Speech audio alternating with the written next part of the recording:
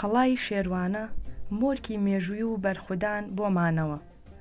قەڵای شێروانە یەکێکە لەو شوێنەوارە دێرینانەی کوردستان کە دەکەوێتە باشووری ڕۆژهەڵاتی شاری کەلاری ناوەندی ئیدارەی گەرمیان.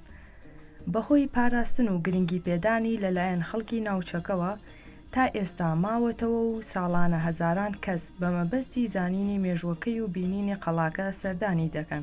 قەڵاکە لە 3 گرد پێکهاتووە.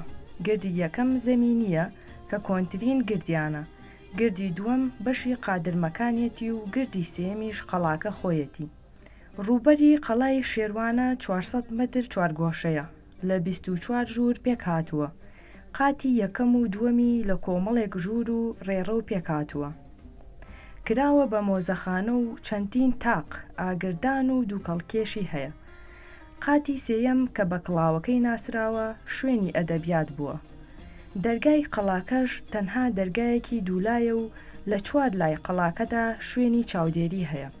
لە دروستکردنی قەڵای شێروانەدا خشتی قوڕ، بەرد، قسڵ، گەچ بۆ دەرگا و پەنجەرەکانی داری گوێز بەکار هاتووە کە لە گوندەکانی شێخ باوە، کوڵەجۆ، زەنگاباد، شیرەوەنەوە کە ڕستەکانیان بە گوێ درێژ و ئێستر بۆ هێناوە و لە ڕووباری سیروانی شەوە ئاویان بۆ بردووە.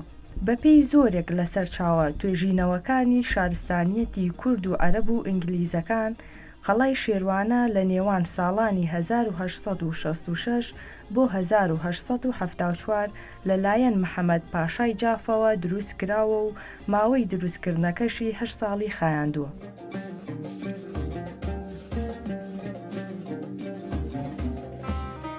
ناوی قەڵای شێروانە لە چیەوە هاتووە؟ وەک دەگێڕنەوە گوندێک هەبووە ناوی شێروانە بووە لە نزیک گوندەکە، بۆیە ئەو قەڵایەی کە دروست کراوە ناوی شێروانەی لێنراوە. قەڵای شێروانە لە ساڵی 1996 نۆژەن کراوەتەوە. لە ساڵی 2017 جارێکی تر لەلایەن بەڕێوەبەرایەتی شوێنەوارەوە نۆژەن کراوەتەوە.